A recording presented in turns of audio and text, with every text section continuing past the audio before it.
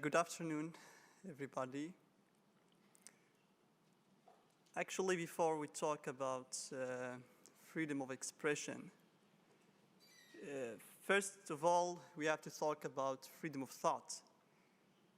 And because in the Arab world and the Islamic also world, if we could say, we have only one kind of thought. And everyone or anybody tries to escape this dogma or to try to be different, to pray in a different lie, or not to wear a white dress on Friday, then he's considered to be odd and not to be normal. Because in our societies, we live like in a machine that produces copies of each other. There is no individuality. However, when I came to Europe, I felt that some people they have some feedback about the Western individualism, that everybody is taking care about himself, and there is a social contract in society that's based on civil laws, and everybody knows the rights and the duties, but in the same time, I am, as an individual, free. I have my liberty. I have the right for choice. So if I try to dig in my memory and try to find out why I am here right now, actually I should go back to the memories of the childhood. I should go back to the Quranic school when I had to quit my study at public school and go just to be like produced for a future which didn't choose me to be an imam. And some events happened. I was sick. I quit the Quranic school and I went back to my high school. And there, many of you would ask, how could this young man start blogging or writing, expressing himself freely? Yes, I really did that. I was, of course, scared. I knew that there will be, it's quite dangerous. But I thought that maybe I could protect myself. So I decided to start blogging anonymously. I had two blogs where first I launched online. I was writing about poverty, about social issues, about my views or my criticism to the Moroccan politics. This blog, however, that I was writing there with my real name, didn't get the attention of the people. What gets their attention is the second blog, where I was writing anonymously about my atheism. Really, I was just, as a student, for example, when I go to study the Islamic education, they tell us that Abraham, his people, throw him in fire, but it didn't burn. But as soon as I get to the philosophy subject, the philosophy hour, then the teacher starts talking about logical thinking and scientific thinking. So it's what kind of paradox. To discuss it, you are not allowed. To have such discussions and to ask this question is exactly no way. To ask you in your family, of course, that's not a good background for such questions, or with your friends. Then I just found the blogs. There with the level of reading and trying to search questions for my answers, started blogging. Anyway, until the day when the blog became famous and I started receiving the threats since the beginning of blog, but they were just threats against the blog or against a person X. Nobody knows who is he. And then one day I received the threats and they were my full name with the phone number, which was a landline subscription, the provider of the internet. And later I understood it was through the IP and they could find the identity of the person who's using this line. And then many people, they would say, why did you introduce yours? Why did you claim it publicly that to be an atheist? You know, it's like suicide. It's like if someone takes an Israeli flag and goes to a camp of Hamas. Yes, it is. Because in our societies, we could tolerate someone to be an atheist, but not an atheist and activist. An atheist who says, I am Moroccan and I have the right to advocate for a secular constitution, to remove article number 3 that mentions Morocco as an Islamic state, to say that my sister has the right to inherit it the same as me, and so on. So I had my first interview with the media, with France 24, and before that, when the scandal started online, I still was going to my high school. The thing happened there that normally, usually, the students are not interested in such things. When they go to Facebook, they go to chat or to share pictures. But as Islamic teacher, he brought his computer to the school and he started showing the students, look, this guy, what he's doing. This guy is infidel, he's an apostate, he should be killed, you should boycott him. So when I was going to school, I heard people screaming at me, throwing stones, and like a mob of people. I get inside, nobody wants to talk to me, just my friend who used to sit close to me, he says, we knew everything, shut up and don't talk to us anymore.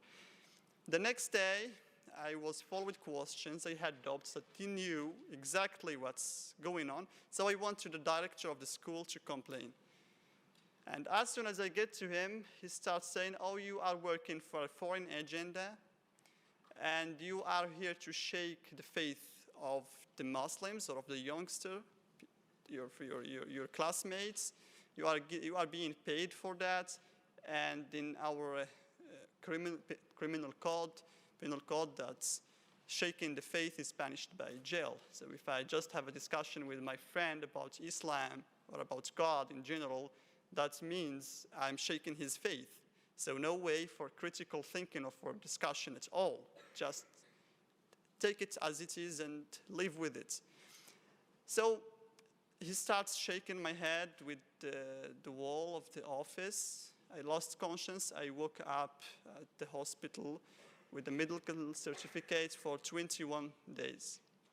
I went to the police to report and to make, they just listened to me, but they were asking why the people are threatening you and by death, and why the teacher at first time beat you up.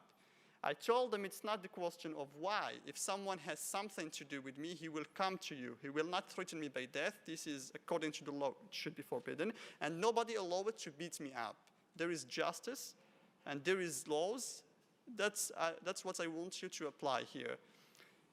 So they didn't really take me seriously. However, I made a lawsuit, and they still have copies of them against the teacher, against the director, and also this anonymous person who threatened me. Yeah, the police, they could investigate and find.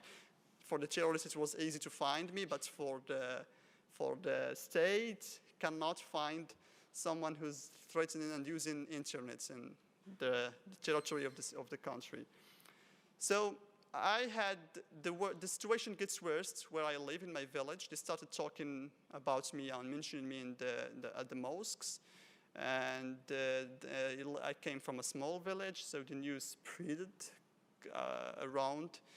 And I still remember very well the amount of fear I had inside, especially with my family, when my father comes to me to my room and he says, yes, we knew that this happened, but is that really you who was speaking in France 24?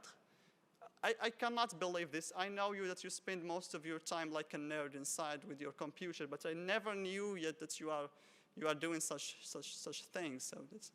So it was quite a hard shock for the family itself, or not small family and the big family. Some members of the family boycott us because, as I said, we are not individuals. We are communities, and if someone of us made mistaken according to the morals of the community, then the whole group is rotten, and it's nasty and not nice. So I had to go and live in hidden. I was traveling through the cities of Morocco, spending few nights with several friends that I trust, and the media in Morocco, they started publishing my pictures, and the video was uploaded to several channels on YouTube with France 24. And then I felt that I need to do something which might take me away from this dark situation. So I found a way to the Swiss embassy, which I'm very thankful to Switzerland. However, recently I heard that they closed this option to apply for asylum from the embassy. This was the only option for me at the time. So I went to the embassy, and the thing which I would like to address to the embassies, to the organizations, international organizations, pay attention to the local staff working with you. The local staff there, who's a Moroccan, when I get in, I ask them, I'm applying if I want asylum. I was shaking and almost crying, and they told me, go away. But I was wise. I told them I'm not leaving before I meet someone who represents Switzerland. Then a lady came. I waited about half an hour, and she came to me. She was really friendly. And then the Swiss ambassador himself came, and we made an appointment to come again for an interview. So this happened to me, and happened also to another friend of mine, who's Ghazi El-Baji, atheist from Tunisia, was sentenced to 7.5 years of jail. He escaped first from Tunisia to Algeria, and in Algeria, at the UN Council of Refugees. He went there, he met an Algerian man, a local staff again, and he told him, I am here applying for asylum, please help me. You know what he said? The local staff, go back to your country and apologize to your people. What you did is a shame. This is considered to be a human rights organization, which is based on the universal rights, not the human, because also in Morocco we have human rights, but maybe we are still struggling with the first generation of human rights. We are still struggling with the rights for education. Yes, they are very important. And I was also fighting for that. I was in the Moroccan Association of Human Rights. I was in the Moroccan Center of Human Rights. I'm an active member and the leader for a youth group. And we did a lot in this. But in the same time, how can I be a human rights activist and deny myself the right to be a free thinker, a critical thinker, the right to be different and be respected, and they don't deny me the right of citizenship in Morocco. So anyway, and also in Morocco during this time, my friends, and that I use it to call comrades, then this word should be enough to give you an image of what kind of person I was, they didn't like to support me officially. They said we will not support an atheist and the right communiqué of solidarité avec un athée, an atheist, when we are working with the laborers and with the farmers. We will just lose our image in front of them. So even the human rights organizations in our countries, when it comes to individual liberties, to sexual freedom, to talk about, yes, we live in a world of globalization. I'm not different from you. However, that I live there. I have same rights within about the way of thinking, the philosophy. Probably I read the same books as you did. So what I address on you, and what I would like to demand, not to consider this conference as we are reading a novel for Marquis de Sade, because when we are listening to these testimonies, people feel like a misery, and you feel from inside like you are looking to some disgusting images. You try to picture them by your mind, but at the end you cannot. When you hear from North Korea or from Iran or Morocco, however, it's a different example, but in special context. So I call the individual on you. I don't call UN. I don't call human rights organizations. I call individuals within these organizations and abroad these organizations to be able to do something, to be able to move on and to try your best. Because as soon as you will, people, probably some of you, will go out, then this will be like entertainment for few hours, we listened, and we feel very happy here in the West, and thank God or thank whatever, then we pass on. So please, everybody is responsible. Everybody, if we really belong to this species called human beings, and if we still some humanity, and we still belong to the principles of the French Revolution or the principles we studied at the primary school, solidarity, justice, then everybody is responsible, not only we. I tried my best to summarize my story, and I thank you for listening. Thanks to UN Watch and for making this event real, and also all the people who sponsor it, and thanks again.